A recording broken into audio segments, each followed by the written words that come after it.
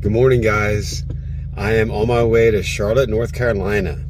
My agenda today is to drive for 4 hours, work for 8 hours, and then drive 4 hours home. I'm in a car right now. I'm doing 90 on the freeway. I'm drowsy. I got to get back to get some sleep because tomorrow morning I have a 4 a.m. start because I'm taking my oldest son to ROTC physical training. So when do I sleep, you ask? Great question. Sing me to sleep, sing me to sleep. I'm tired and I want to go to bed. Sing me to sleep, sing me to sleep. And then leave me alone. Don't try to wake me in the morning, 'cause I will be gone.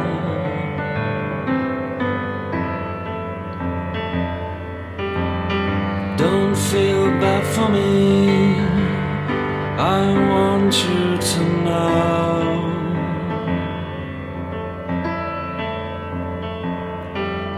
Deep in the cell of my heart, I will feel so glad to go. Sleep represents the greatest opportunity for improvement, both in terms of my general health and in terms of my performance within this project. Another way to say that is, sleep is my biggest problem. It's kind of like the word potential, which of course is just a French word that means you ain't worth a darn yet. So before we get into what sleep means to our project, let's talk about what is sleep. Why do we sleep? We spend almost a third of our life asleep. During this time, we cannot seek sustenance, we cannot reproduce, and we are vulnerable to predation. Is sleep the greatest mistake of evolution? So let's examine what is sleep, why we sleep, how we sleep, how we can improve our sleep. And then I'll give a quick update on my current status of sleep. So hopefully in a month or two, we can come back and I can tell you all the improvements I've made to my sleep. Sleep is a natural, periodic, reversible, near total loss of consciousness. The reversible part is what differentiates it from coma, general anesthesia, or death. Until the 1950s, scientists generally believed that the brain essentially shut down during sleep, but now we know this is far from the truth. The 4 general stages we go through in sleep is when we first lay down and try to go to sleep, we are in a state of relaxation, and our brain exhibits alpha waves. As we doze off to sleep, the brain waves slow down, and these are known as theta waves. As you fall deeper to sleep, we enter slow wave sleep. And in the 4th stage, we enter REM sleep, rapid eye movement. This is associated with dreaming. And in this state, the brain waves closely mimic our brain waves while we're awake. And scientists looking at the brain waves of a sleeping person and an awake person can't always tell which they're looking at. The sleep cycle can be further expressed as 5 stages, 4 NREM stages, non-REM stages, and 1 REM stage. And these phases repeat themselves multiple times during a night to define one sleep cycle. And it takes approximately 90 minutes to get through each of these phases of sleep.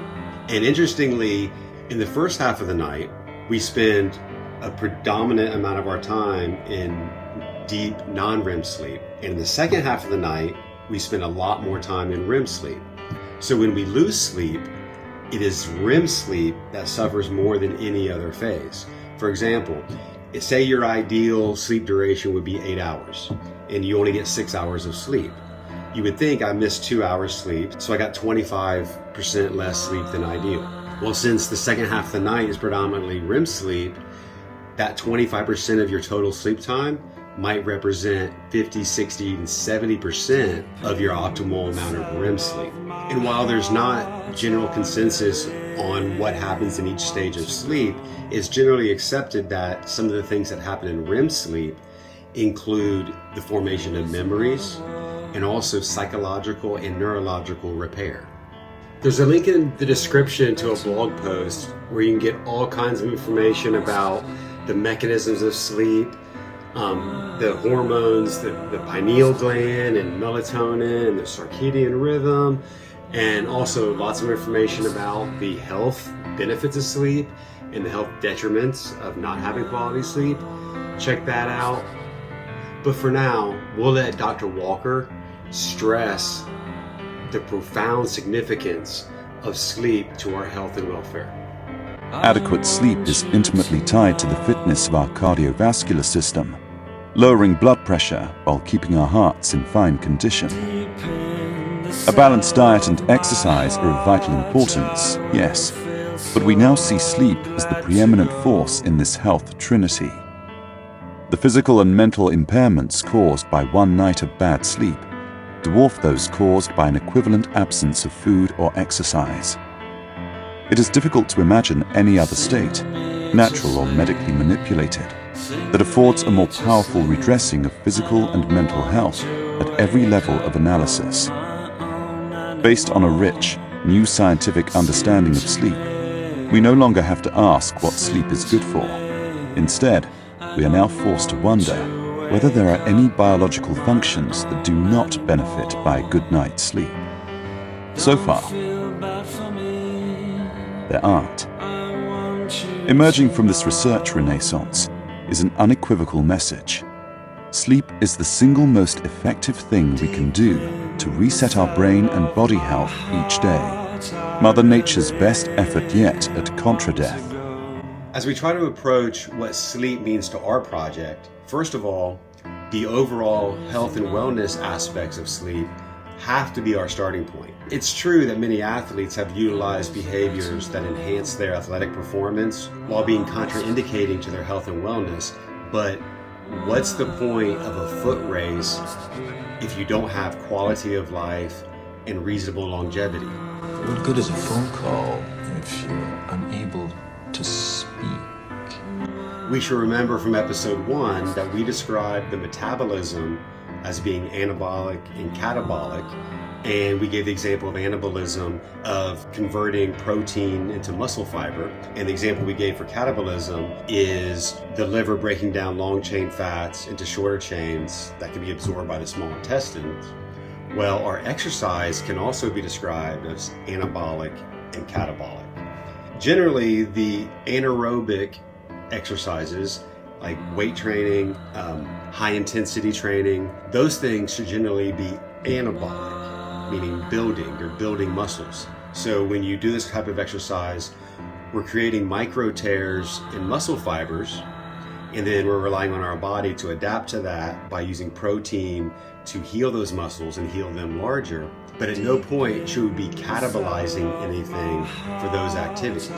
So whether we're doing anaerobic or aerobic exercise, we derive our energy from stored ATP, and we generate new ATP through metabolizing blood glucose, muscle glycogen, liver glycogen, fat in the blood, body fat.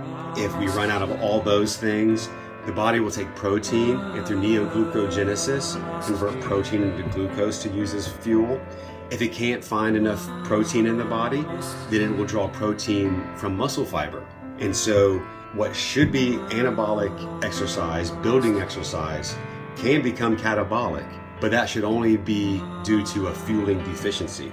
Aerobic exercise, on the other hand, is fundamentally catabolic. Once again, we're tapping into fuels to make ATP, so we're looking at blood glucose, muscle glycogen, liver glycogen, fat in the blood, body fat.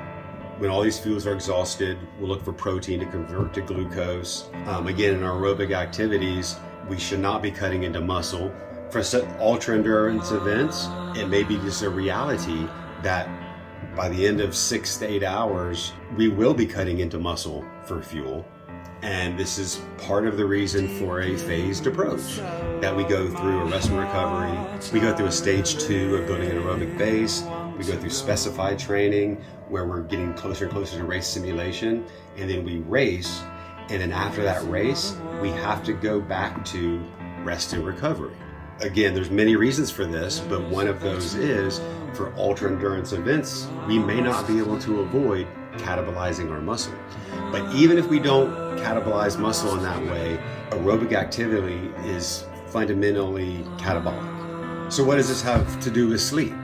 Well, whether you're doing anaerobic weight training, creating micro tears, and triggering your body to adapt by repairing and repairing bigger, or we're putting stress on the aerobic system so that we can stimulate our body to adapt, making our cardiovascular system stronger. That rebuilding and that repair, a large part of it happens during sleep. I believe it was Eddie Merckx, famous Tour de France cyclist, said that the Tour de France is won in bed. I once met Tom Danielson, Tommy D, pro cyclist, at a sales conference, and he said when he wakes up in the morning, if his heart rate is above 40 beats per minute, he cancels any workouts he has for the day. And he's not using a heart rate monitor. He can tell you his heart rate within a few beats per minute by perception. So it's clear that sleep is one of the most important components, not only to our health and wellness, but also to the success of this project. The way I view sleep is changing pretty radically. First of all, sleep and wakefulness are really two modes or expressions of consciousness. They are two sides to one coin. And further, I think consciousness is more of a spectrum than a binary, but sleep and wakefulness can be used as generalizations to describe the state of consciousness. I've always viewed sleep as a behavior or an activity, something that you would balance with nutrition and exercise, with anatomy and physiology being the base from which these behaviors operate. But I'm starting to move sleep, or really consciousness, down from being a behavior to being a fundamental component, where our essence or existence can be expressed as anatomy, physiology, and consciousness. And then exercise and nutrition would be behaviors carried out by that underlying system. And I purposely use those terms essence and existence because I find it interesting when Jean-Paul Sartre asserts that existence precedes essence, and when the Buddha's enlightenment that all things have Buddha nature seems to be an expression of essence. But both Buddha and Jean-Paul Sartre attempted to reject conventional wisdom. They both attempt to assess the human in the state we find ourselves. And the fact that Jean-Paul Sartre asserts that existence precedes essence reflects where he's coming from, because I think Jean-Paul Sartre is trying to examine the human experience or even the human psyche. So he's coming from a starting point of what we call behaviors or activity, whereas the Buddha's statement reflects where he's starting from, and that's, what am I? What am I doing here? So both Jean-Paul Sartre and the Buddha were rejecting conventional wisdom for their fields, but the conclusions that they reach reflect the nature of the questions that they began with. And so in my new model, I'm going to define anatomy, physiology, and consciousness as essence, and we can describe the behaviors as experience. And then I want to find existence as the sum of our essence and experience. Okay, so how is our sleep and what are we going to do about it? I won't go through all my sleep data the way we did for the body composition and metabolic testing we had, but I will show you a couple examples of optimal sleep and suboptimal sleep.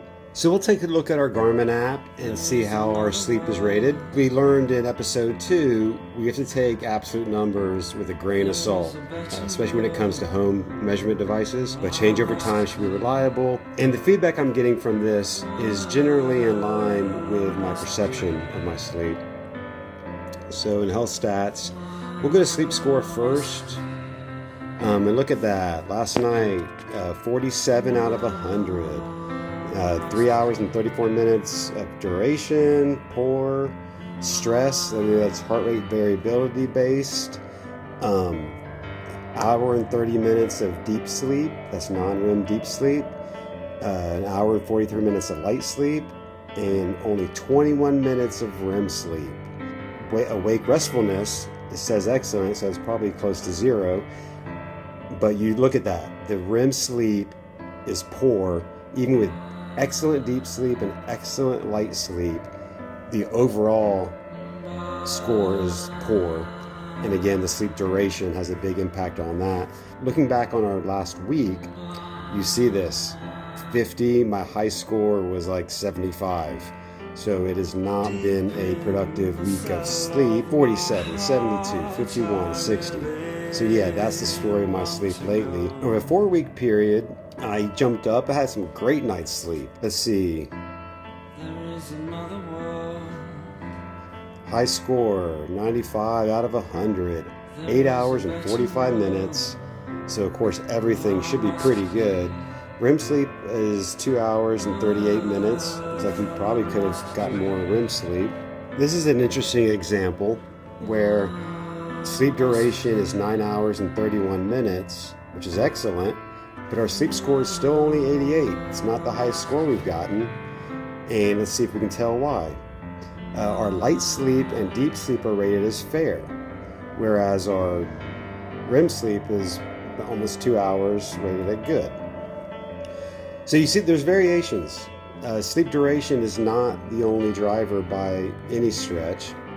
If we dive into sleep on a daily basis or a weekly basis, we get basically the same information, but different presentation, and we can see it over time of the night.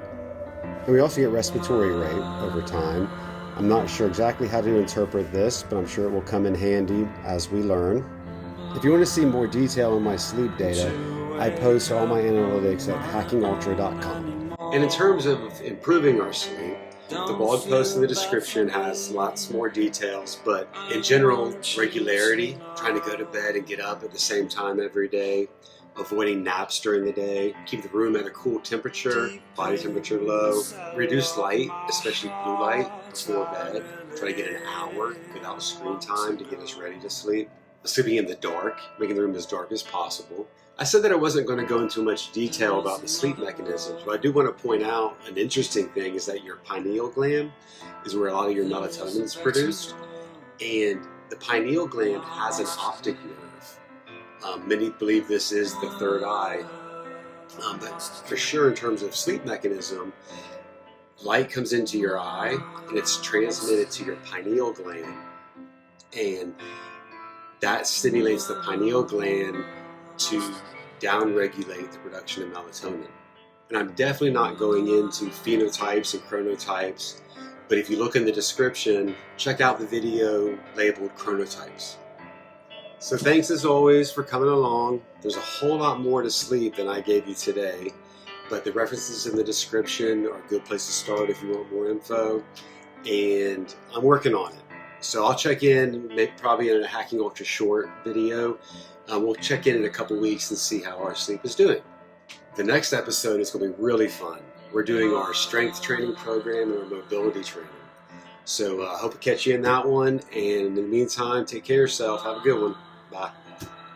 There is another world. There is a better world. I must be.